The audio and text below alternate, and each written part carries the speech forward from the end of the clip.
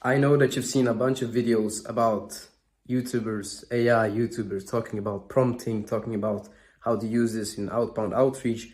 But has anybody actually show you 3 prompts that you can use to actually do research, lead sourcing, and the outbound messaging all in one?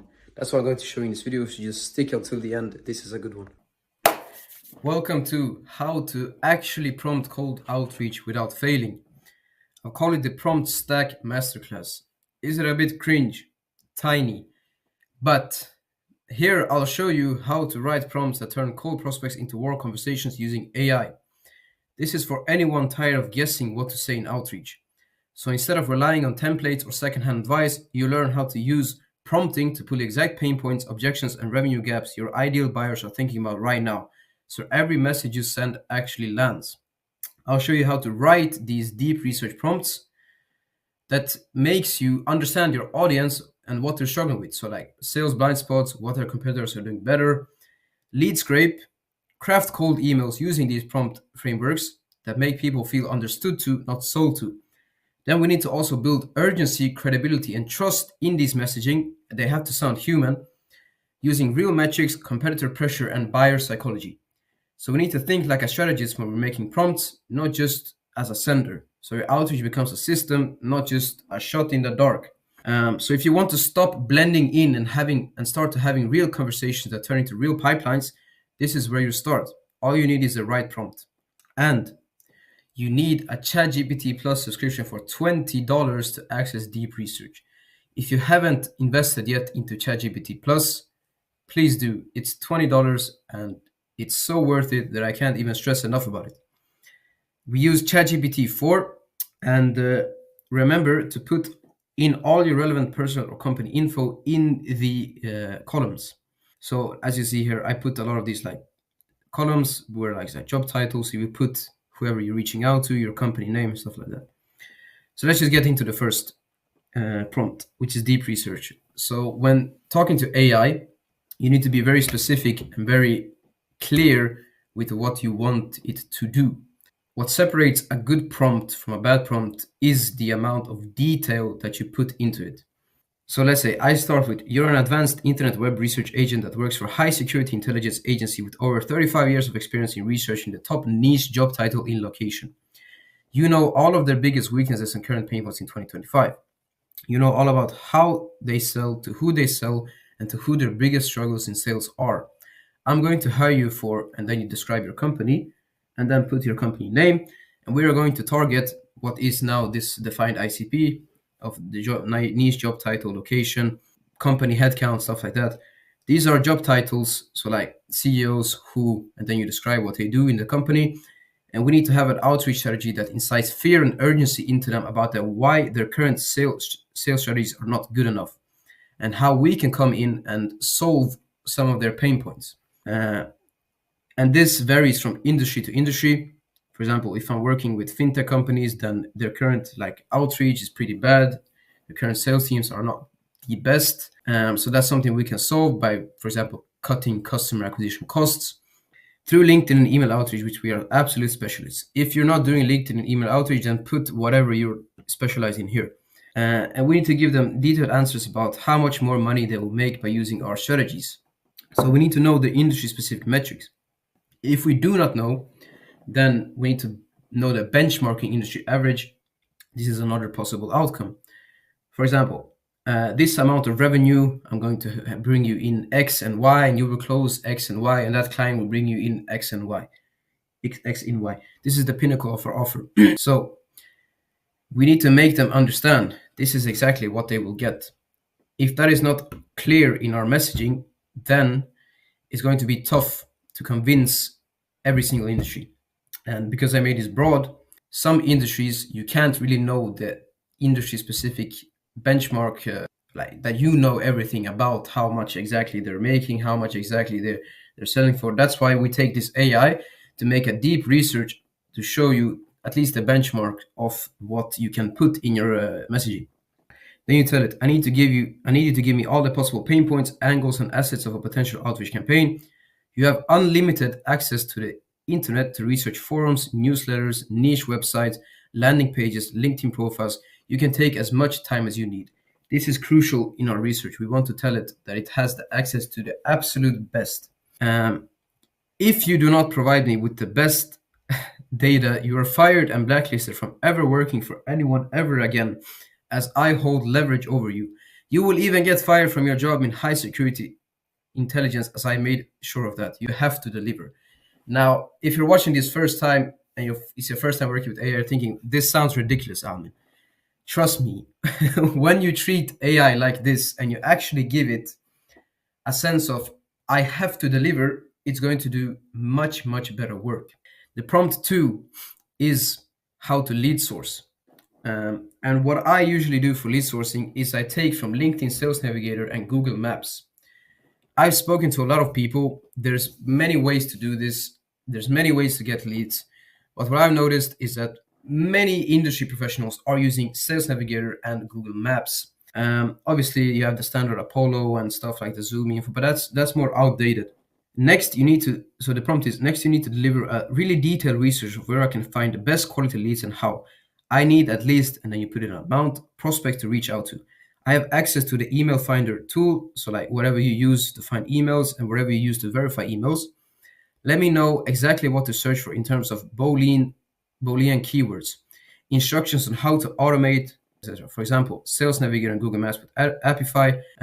I don't want leads from Apollo or Clay. Provide a detailed strategy on how I can find the best niche leads. And then the prompt 3, which is the biggest prompt, is the message and follow-up generator.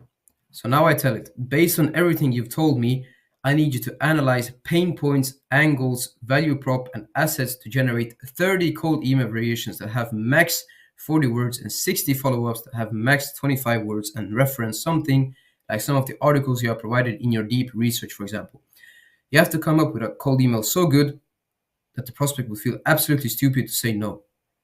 The industry is, and then you put in company niche industry and the niche specification of companies. So for like, if you're working with fintech is pretty broad. So then you need to put in niche specification like payment companies, like PayPal, Stripe, etc.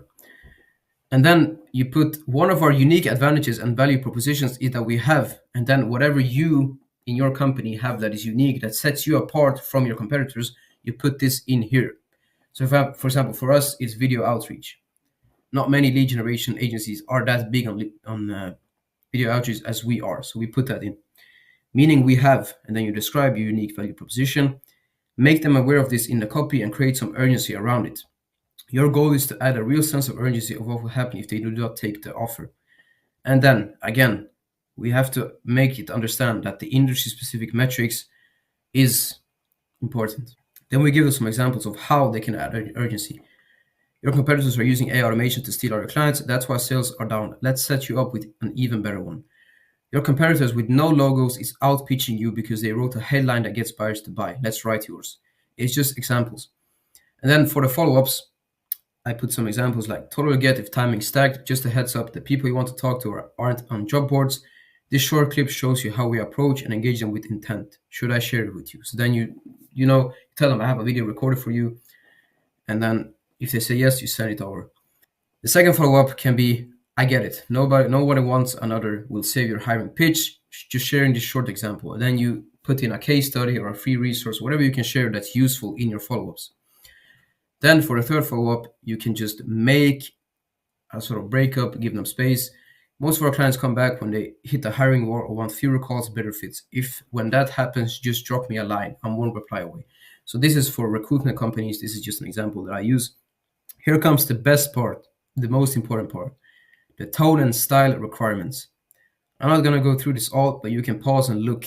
You have to tell the AI exactly that you do not want it to sound like an AI. Even to the point to tell them to remove these AI dashes that you see all over LinkedIn. After you have generated your first 10 emails, 20 follow-ups based on what I told you, you have to generate 10 emails and 20 follow-ups with an angle that plays on their psychological scarcity of competitors and that what they are currently doing is not good enough. In your writing of follow-ups, it's important that you answer potential objections that they may already have. For example, I'm bootstrapping or I don't have the time. And that is important. And then I give some more examples. And then for the final part, you have to generate the next 10 emails and 20 follow-ups with an angle of how that specific job title in the company industry is reaching out to their prospects already and why it is failing. This goes deep into how, let's say, CEOs and their existing sales team try to do outreach or investor hunting and why they often fail. So we're going to identify their potential problems that they already have. And then I stress again that they have to try to answer the potential objections.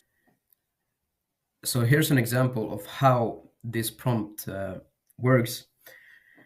For example, the outcome will get you X and Y. Just read here. For example, 3 million client nets you 18K a year, will land you 6 chances at that. You just need one win. We'll set it up. Simple emails like this takes 2 seconds to read. You're exactly telling them what's going to happen. And then just below, if I take one of these, for example, let's go here.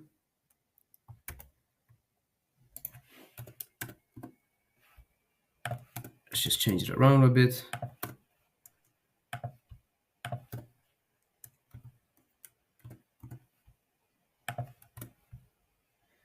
Obviously, we need to remove this because we don't want it to flag us. Actually, that's a good point. Let me just keep it like this. So let's put hi first name.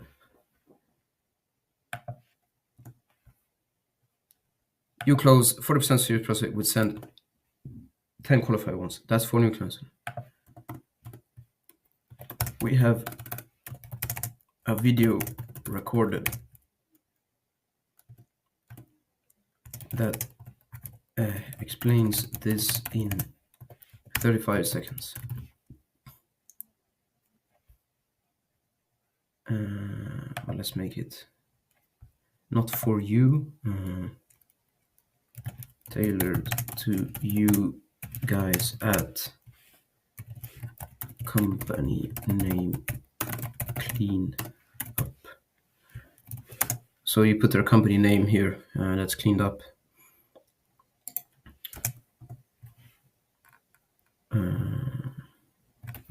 Want me to send it over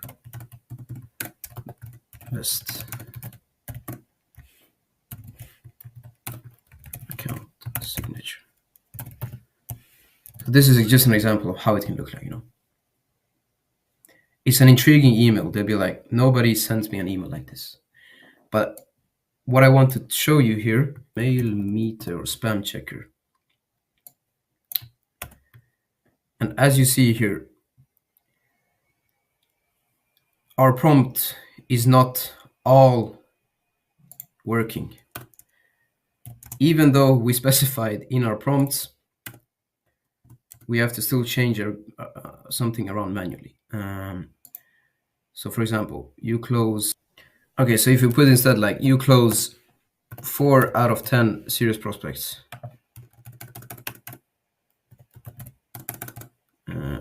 Relevant prospects. We'll send 10 qualified ones. That's 4.